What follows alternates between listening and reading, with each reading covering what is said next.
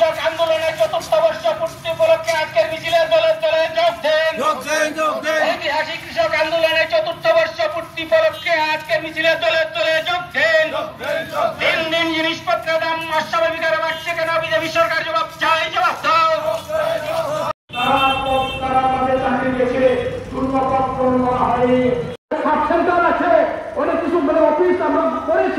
নরেন্দ্র মোদী প্রধানমন্ত্রী বিজেপির নেতৃত্বে সরকার ডাক্তার ইঞ্জিনিয়ার থেকে মাস্টার দিচ্ছে ট্রিপল ইঞ্জিন সরকার, ডাবল ইঞ্জিন না। লক্ষ লক্ষ বেকার আছে, তাদের কর্মসংস্থান হয়েছে হয় না। তাহলে কি করে ভালো থাকবে? কৃষকরা মাঠে চাষ করছেন, কৃষকরা তারা তাদের যে পাওনা দাবি আদায় তারা করতে পেরেছেন না।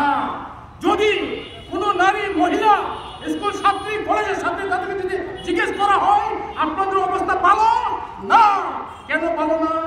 রাস্তা চলতে পারে না, বাড়ি করে থাকতে পারে না, কুয়ায়ে বুড়ি বুড়ি ঘটনা হয়েছে এই 7 বছরের মধ্যে।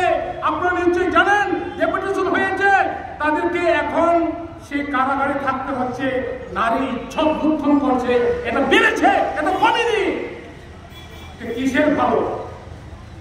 কি ভালো?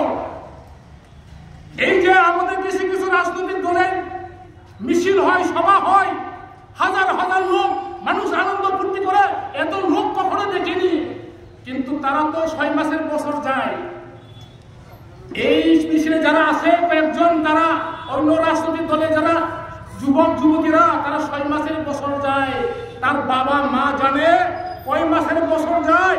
12 মাসের বছর যায়। সেই 12 মাস তাদেরকে খাওয়ানোর জন্য যে টাকা রোজগার করে কথা করতে পারে কিনা জিজ্ঞেস করে দেখুন তো। নাচানাচি করলে হবে না, এরকম নাচানাচি 1967 থেকে আমাদের রাজ্য হয়েছিল, আলাদা রাজ্য, স্বাধীন রাজ্য, স্বাধীন ত্রিপুরা। আজকে কিন্তু তারাও এমএলএ হচ্ছে, তারাও নেতা হচ্ছেন, এবং তাদের এই যে উপপন্থী জীবন পরিত্যাগ করে তারা এখন সাধারণ জীবন তারা যাপন করছেন। কারণ সাম্প্রদায়িক কথা বলে ভারতবর্ষকে টুকরো টুকরো করে দেওয়ার যে সুযোগ যে তৈরি করার জন্য চেষ্টা করে, আমাদের দেশকে রক্ষা করা যাবে না।